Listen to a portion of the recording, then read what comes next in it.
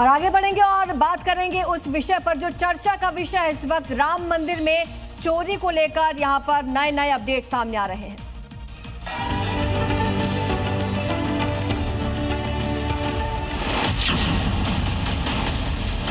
कभी कभी ऐसा होता है कि चंदन के वृक्ष पे भी सर्प लिपटे होते हैं जो अपने विष का त्याग नहीं कर पाते। तो निसंदेह जांच में जिसका नाम आएगा सरकार उसको दंडित करेगी, सरकार उसको दंड देगा।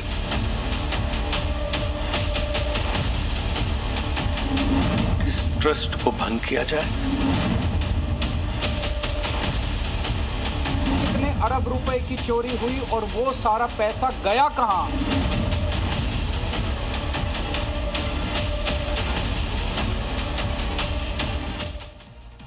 तो 500 वर्षों का लंबा संघर्ष, जी हां, लाखों करोड़ों राम भक्तों की अटूट आस्था और उनकी गाढ़ी कमाई। जी हां, अयोध्या के राम मंदिर के लिए जिस श्रद्धालु ने जिससे जो बन पड़ा उसने वो भगवान के नाम पर दान कर दिया। लेकिन रामलला के उसी खजाने में जब सेंधमारी की खबर आई तो हर राम भक्त का दिल दहल उठा।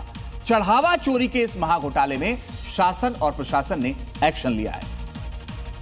तो अब तक 8 आरोपी गिरफ्तार हो चुके हैं, सलाखों के पीछे जा चुके हैं। मामले की गंभीरता और प्रशासनिक चूक की नैतिक जिम्मेदारी लेते हुए अब राम जन्मभूमि तीर्थ क्षेत्र ट्रस्ट के महासचिव चंपत राय और ट्रस्टी अनिल मिश्रा ने अपने पदों से इस्तीफा दे दिया है। पुलिस ने करीब 80 लाख रुपए नकद भी बरामद कर लिए हैं। लेकिन सवाल यही खत्म नहीं होते। क्या मंदिर के चंद सेवादार और अपने दम पर इतना बड़ा सिंडिकेट चला सकते हैं? 40 दिन के भीतर 70 से ज्यादा बार चोरी की वारदात हुई, वो भी हाई सिक्योरिटी जोन और कैमरों की निगरानी के बीच। ये कैसे मुमकिन है? जी हां, 8 प्यादे तो पकड़े गए, 2 बड़े इस्तीफे भी हो गए।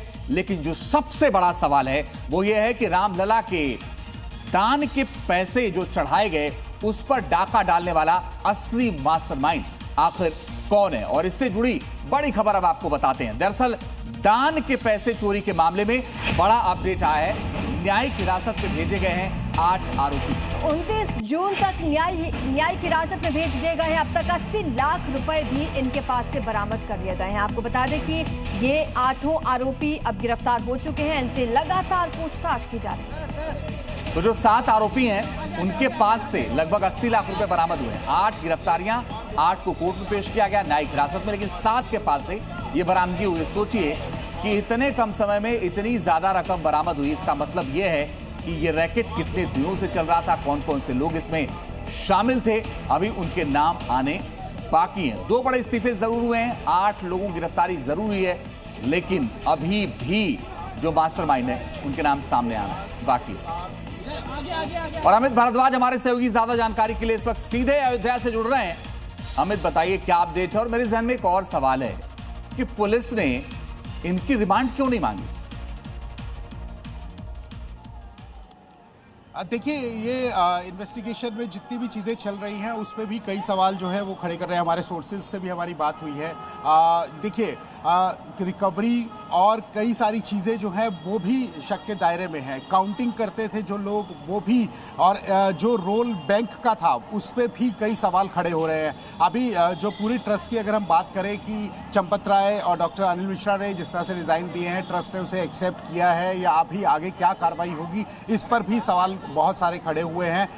हालांकि ये बात कही जा रही है, सूत्रों के हवाले से भी कही जा रही है कि बैंक की इन्वॉल्वमेंट को भी खंगाला जा रहा है। और क्योंकि अभी बहुत सारे सवाल थे और इस पे इनको जो है और पुलिस रिमांड इसमें लेना चाहिए था, ये क्यों नहीं लिया गया, इस पे एक सवाल जो है वो बहुत बड़ी जो है एक प्रश्न चिन्ह लगता है कि क्यों नहीं लिया गया। क्योंकि इसमें तो बहुत सारी चीज़ें निकल के सामने आ रही थी। जो श्रद्धालु यहाँ आते हैं वो अपनी श्रद्धा से यहाँ चढ़ाते हैं, और भी कई चीज़ों की बात जो हो रही थी कि इसमें गड़बड़ियाँ हो सकती हैं, उस पर भी कई सवाल खड़े हुए थे। उनको भी पूछा जाना अभी बाकी था। सीधा आपने जुडिशियल में भेज दिया, उनका रिमांड नहीं लिया, या तो फिर आप आपके पास इतनी जानकारी इकट्ठी हो गई होगी कि और जो लोग इन्वॉल्व हैं उनके बारे में जो है आपको पता लग गया होगा, और उसके बाद इनको भेजकर बाकी सारी जानकारी इकट्ठे करके उन पर अब कोई कार्रवाई करेंगे, लेकिन ऐसा भी कुछ नजर नहीं आ रहा है। सोर्सेज हमारे बता रहे हैं कि बैंक ने जो जब इन चीज़ों की चंदे की जब हम बात करते हैं, जब उनकी काउंटिंग होती थी, काउंटिंग के समय भी जो लोग इन्वॉल्व उसमें थे तो बैंक जो है उनके जो है द्वारा सैलरीज उनको दी जाती थी, उनकी इन्वॉल्वमेंट भी है, बैंक ने उनको एम्प्लॉय जो है वो किया हुआ था। तो ये सारी चीज़ें उसमें जो जितनी भी अनियमितताएं निकल के सामने आई हैं वो उसमें बैंक से भी जो है वो बैंक के कर्मचारियों से भी सवाल होंगे उनकी सारी चीज़ों पर, क्योंकि यहाँ से काउंटिंग होता था फिर बैंक तक जाता था, वो सारी फिगर्स जो हैं उनको भी टैली किया जा रहा है। हालांकि एक बहुत बड़ा सवाल ये है कि इनसे और जानकारी अभी मिलती और भी बहुत सारी चीज़ें जो हैं वो खुल के सामने आती तो इनको जुडिशियल में भेजने की जगह पुलिस रिमांड लेना चाहिए था, उस पर ये काफ़ी सवाल खड़े हो रहे हैं। हालांकि इसमें और भी लोग इन्वॉल्व हैं, उनकी भी बात सामने अभी आ रही है सूत्रों के हवाले से। अब उनको कब जो है वो बुलाया जाता है, उनसे कब इन्वेस्टिगेशन की जाती है। कुल मिलाकर कई लोग जांच के दायरे में है। शुक्रिया आपका इस तमाम जानकारी के लिए।